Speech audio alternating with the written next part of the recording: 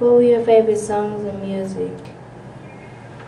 Thinking back, I think the church songs caught my interest first because most Sundays found us in church and listening to the choir sing or the brotherhood sing. Those were the first songs that I really became acquainted with, the spirituals and the gospels. And then there were the songs that the children's choir were taught to learn. So my first music as far as songs were those that I learned in the church, in the African American church. Do you have family chores? If so, what were they? There were plenty of family chores. After school, certainly emptying the garbage, and before leaving for school, since we had no inside plumbing, there were things that we had to carry to the outhouse to empty and clean. So, and then there was the feeding of the animals. For a while we had hogs and pigs, and they had to be fed food that had been kept overnight for them in the mornings. So there were those chores that you had to do, and you didn't ever want to get dirty or get your jeans messed up, so you had to be very careful. What was your full name? Why did your parents select this name for you, and did you have a nickname? Okay, my full name is Reed Daughtery, and my mother actually gave me the last name of her grandfather, which would be my great-grandfather. She gave me his last name as a first name, and I'm very proud of that. And Daughtery is the name of my biological father. I do have a nickname, and they wore it out. It was M-A-N, and in Louisiana, it's not really pronounced man, it's pronounced Maine, because we do a long A in Louisiana. So a lot of times I would hear, y'all seen Maine? Y'all know where Maine at?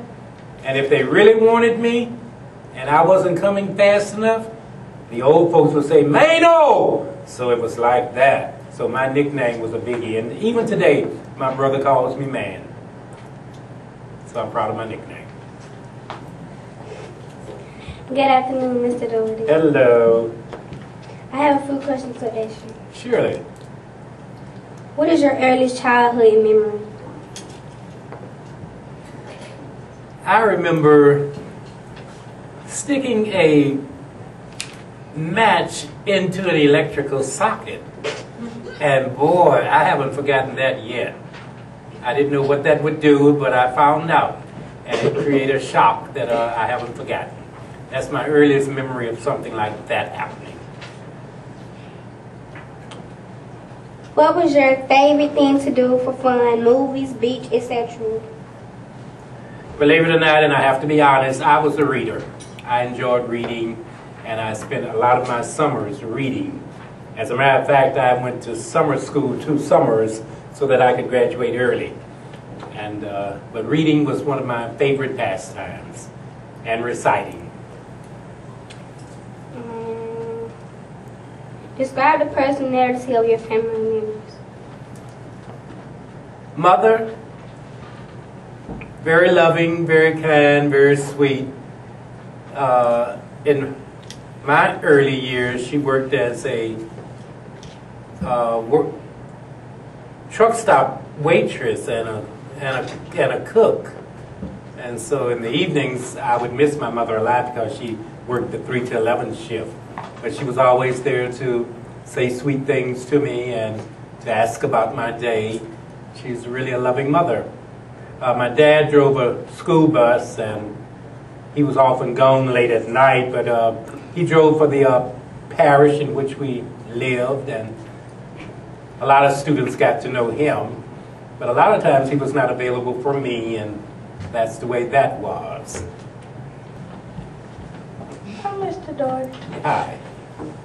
What accomplishment were you the most proud of?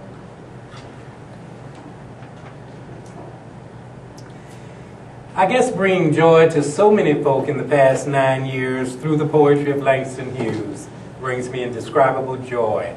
To be able to reach people of all ages, of all backgrounds, from kindergartners to college students to young adults to folks who are 100 years old. That brings me a lot of joy. What is the one thing you most want people to remember about you? I'd like to be remembered as a person who shared a unique gift that I feel is God-given with as many folks as possible and was available for people whenever they needed to hear words of encouragement. And particularly the young, to let them know that there is a poetry that is all ours. Have you and your family ever discussed your family's African lineage? If so, what do you know about it?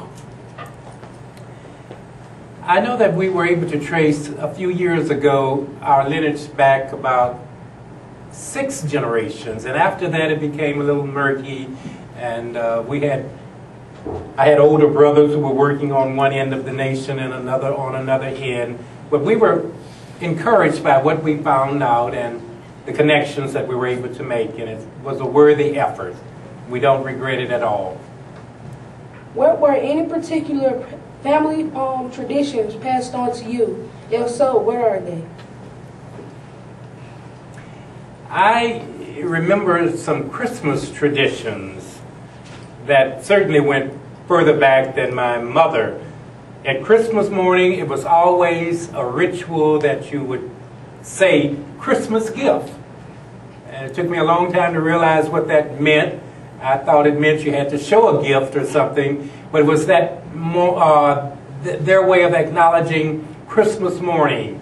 And of course, the greatest gift of all being that of Jesus Christ. But we always said Christmas gift. And there was a tradition of eggnog that was homemade by the elders and that the young people were allowed to partake of.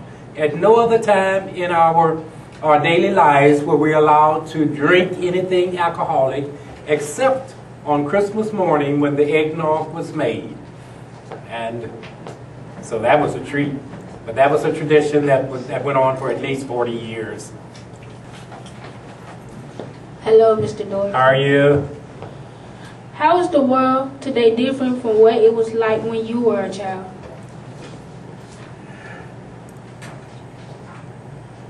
In terms of respect for the elders, I think I would have to start with that first.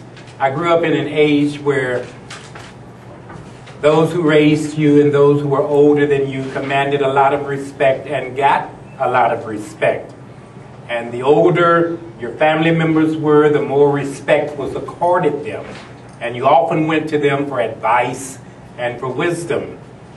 And now I'm at a point where I'm becoming a rising elder, and I can see why that would be so, because after a while, when you've been here a minute, as they say nowadays, there are some things that you do want to share with younger people, and you want them to know, or it may be helpful for them.